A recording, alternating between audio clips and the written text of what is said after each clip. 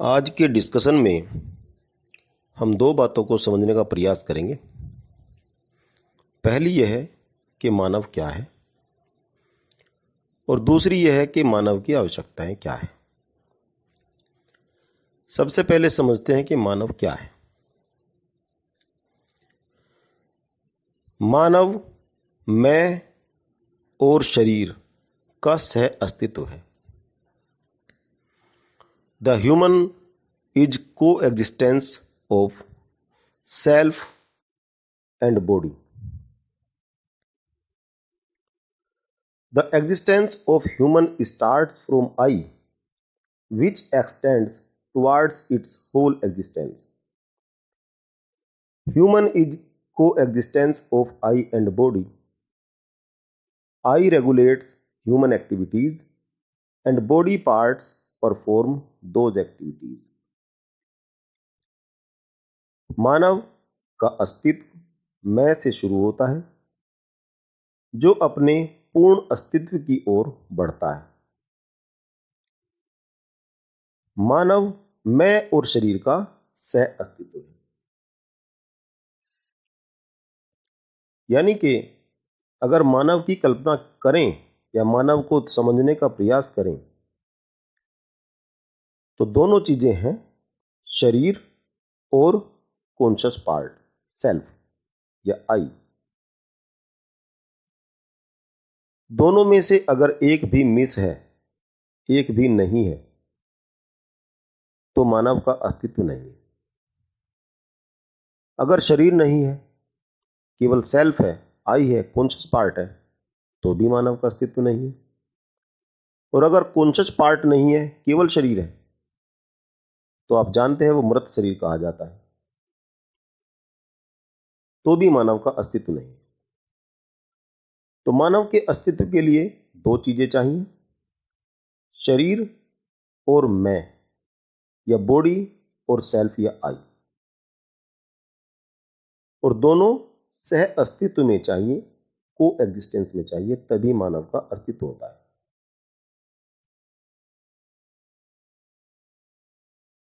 मैं मानव की गतिविधियों को नियंत्रित करता है। यानी कि जो आई है या सेल्फ है, वो सभी एक्टिविटीज को कंट्रोल करता है और शरीर के अंग मैं के निर्देशानुसार उन गतिविधियों को करते हैं। या बॉडी के जो पार्ट्स हैं वो उन एक्टिविटीज को करते हैं जिनका निर्देश या जिनका के बारे में आई के द्वारा या कॉन्शियस के द्वारा कहा गया है। एक टेबल नीचे है, आप इसमें देख सकते हैं, जैसे कि टू बी हैप्पी या प्रसन्न होना है, ये मैं का निर्देश है, आई या सेल्फ का निर्देश है। तो हैप्पी होने के लिए, खुश होने के लिए बॉडी के कौन कौन से पार्ट एक्टिव होते हैं? फेस एंड आई, चेहरा और आंखें, जिनके ऊपर खुश होने के एक्सप्रेशंस आते हैं। अन्य जो भाव होते हैं शरीर के अंगों पर, उनके भी एक्सप्रेशन आते हैं। लिखना है, लिखने के लिए हैंड एंड आई, हाथ और आंख दोनों काम करते हैं। हंसना है, उसके लिए फेस मसल्स या चेहरे की मांसपेशियां काम करती हैं। तो जो जो मैं का निर्देश होता है, शरीर के अलग अलग अंग उसके अनुसार काम करते हैं और दोनों कोऑर्डिनेशन में काम करते हैं। ऐसा नहीं है कि मैंने निर्देश अब दिया या आई पार्ट ने या सेल्फ ने जब निर्देश दिया उस समय पर शरीर के अंग परफॉर्म ना करें, बाद में करें, ऐसा नहीं। कोऑर्डिनेशन में करते हैं, उसके अनुसार करते हैं। So that coexistence, coordination and balance between I and body is necessary for human existence. इसलिए मानव अस्तित्व के लिए मैं और शरीर के बीच सह अस्तित्व, समन्वय और संतुलन की आवश्यकता है। तो ये हमने देखा कि मानव क्या है। तो इसमें देखा मानव क्या है, बॉडी एंड आई का कोएग्जिस्टेंस है, शरीर और मैं का कोएग्जिस्टेंस है, या जड़ और चेतन का कोएग्जिस्टेंस है। अब देखते हैं मानव की आवश्यकताएं क्या है। The requirement of both I and body are different. I needs happiness while the body needs amenities. मैं और शरीर दोनों की आवश्यकताएं भिन्न होती है। मैं को सुख की आवश्यकता होती है, जबकि शरीर को सुविधाओं की आवश्यकता होती है।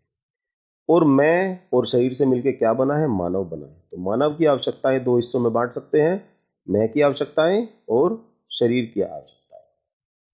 दोनों की आवश्यकताएं अलग है। इस टेबल में हम देख सकते हैं मैं की क्या आवश्यकता है और शरीर की क्या आवश्यकता है। मैं की आवश्यकता है हैप्पीनेस, रेस्पेक्ट, कॉन्फिडेंस, ट्रस्ट, या सुख, आदर, आत्मविश्वास, विश्वास। शरीर की आवश्यकताएं क्या है? फैसिलिटीज क्या है? सुविधाएं, फूड, क्लोथ्स, हाउस, यानी कि खाना है, वस्त्र है, घर है, ये शरीर की आवश्यकताएं। यानी कि दोनों की आवश्यकताएं अलग अलग हैं।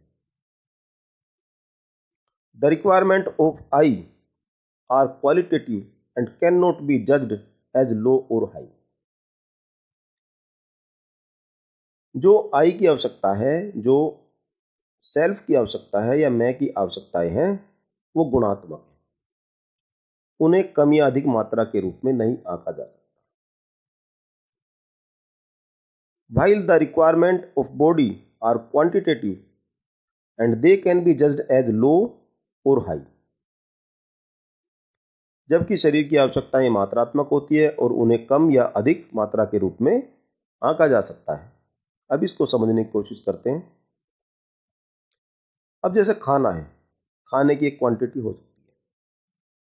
कपड़े हैं, कपड़ों की भी क्वांटिटी हो सकती है। 1 जोड़े हैं, 2 जोड़े हैं, 10 जोड़े हैं। घरों की भी एक संख्या हो सकती है। लेकिन अगर हम देखें रेस्पेक्ट, इसकी क्वांटिटी क्या होगी? नहीं होगी। कॉन्फिडेंस, इसको भी क्वांटिटी के तौर पर नहीं आंका जा सकता। ट्रस्ट, इसको भी क्वांटिटी के तौर पर नहीं आंका जा सकता। तो इसका मतलब क्या है कि जो मैं की आवश्यकता है वो क्वालिटेटिव है, उसको मात्रा के तौर पर कम या ज्यादा के रूप में आंका नहीं जा सकता। जबकि जो शरीर की आवश्यकताएं हैं वो क्वांटिटेटिव है, उनको मात्रा के तौर पर कम या ज्यादा के रूप में आंका जा सकता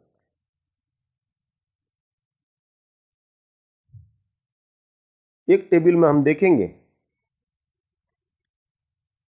कि जैसे ब्रेड है, क्लोथ्स हैं, इन दोनों चीजों को देखें तो ये किसकी आवश्यकताएं हैं?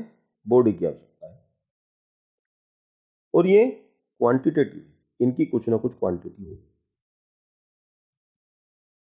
रेस्पेक्ट है, ये किसकी आवश्यकता है? सेल्फ की है। इसकी क्वांटिटी नहीं होगी, ये क्वालिटेटिव है, गुणात्मक। इसी प्रकार व्हीकल्स हैं, शरीर की आवश्यकता है, इसकी भी क्वांटिटी होगी। लव, ट्रस्ट, सेल्फ की आवश्यकता है, इसकी क्वांटिटी नहीं है, क्वालिटेटिव होगी। बुक्स है, फोन है, इसकी भी क्वांटिटी होगी, ये बॉडी की आवश्यकताएं है। प्राइड है, ये सेल्फ की आवश्यकता है, क्वांटिटी नहीं होगी, क्वालिटेटिव है। तो हम देखते हैं कि शरीर की आवश्यकताएं डिफरेंट है और मैं की आवश्यकताएं डिफरेंट है। शरीर की आवश्यकताएं क्वांटिटेटिव है, मात्रात्मक है, उनकी मात्रा के रूप में उनको आंका जा सकता है। मैं की आवश्यकता, सेल्फ की आवश्यकताएं मात्रात्मक नहीं होती, क्वालिटेटिव होती, गुणात्मक होती। The requirement of I are continuous, permanent and qualitative, which can be met only with the right knowledge, understanding and right feelings। या मैं की आवश्यकताएं सतत, कंटिन्यूअस, स्थायी, परमानेंट और गुणात्मक या क्वालिटेटिव होती हैं, जिन्हें सही ज्ञान, समझ और सही भावनाओं से ही पूरा किया जा सकता है। हम इन्हें समझने की कोशिश करते हैं कि अगर मैं की आवश्यकताओं पर हम ध्यान दें कि जैसे रेस्पेक्ट है, लव है, ट्रस्ट है, ये कंटिन्यूअस है। कंटिन्यूअस का मतलब क्या है कि ऐसा नहीं है रेस्पेक्ट आज चाहिए और 1 घंटे बाद नहीं चाहिए, लव अब चाहिए 1 घंटे बाद नहीं चाहिए, ये कंटिन्यूअस है, हमेशा चाहिए। हर व्यक्ति को हमेशा प्यार, मोहब्बत, रेस्पेक्ट हमेशा चाहिए। स्थायी है, परमानेंट है। परमानेंट का मतलब ये अभी भी आवश्यकता बनी है तो कल भी उसकी आवश्यकता बन रही है, परसों भी आवश्यकता बन रही है, कंटिन्यूअस उसकी आवश्यकता बनी हुई है, स्थायी है। और इसको मात्रा के रूप में आंका नहीं जा सकता, इसलिए गुणात्मक है। इस बात को हमने समझा। अब अगली बात देखते हैं। Whereas the requirement of body are discrete, temporary and qualitative, which can be fulfilled by physical and chemical things. जो शरीर की आवश्यकताएं क्या है? डिसकंटिन्यूअस है, कंटिन्यूअस नहीं है। कैसे? अगर किसी को खाने की आवश्यकता है तो वो कब होगी? जब उसको भूख लगी हुई है। जैसे ही उसकी भूख शांत हो जाएगी, खाने की आवश्यकता खत्म हो जाएगी, उसके बाद उसको खाने की आवश्यकता नहीं रहेगी। तो इसकी कंटिन्यूअस खाना की आवश्यकता नहीं है, बीच बीच में जब आवश्यकता होगी तब खाना खाएगा, उसके बाद उसकी आवश्यकता खत्म हो जाएगी। तो कंटिन्यूअस नहीं है, डिसकंटिन्यूअस। दूसरी चीज टेम्परेरी है। टेम्परेरी इसलिए है कि जब उसकी पूर्ति हो गई उसके बाद उसकी आवश्यकता खत्म होगी। आप जब भूख लगेगी तब आदमी खाना खाएगा, जब भूख खत्म हो जाएगी खाना नहीं खाएगा। यदि उसके बाद भी खाएगा तो वो उसको खा नहीं पाएगा, और जबरदस्ती खाएगा तो वो उसको उलट देगा। तो इसलिए जो शरीर की आवश्यकता है वो डिसकंटिन्यूअस है, टेम्परेरी है और क्वांटिटेटिव है, उसकी एक मात्रा है। हर व्यक्ति एक लिमिट में भौतिक चीजों को अपने अंदर ले सकता है, खाने को खा सकता है, उससे ज्यादा नहीं। अब इन दोनों चीजों की पूर्ति कैसे होगी?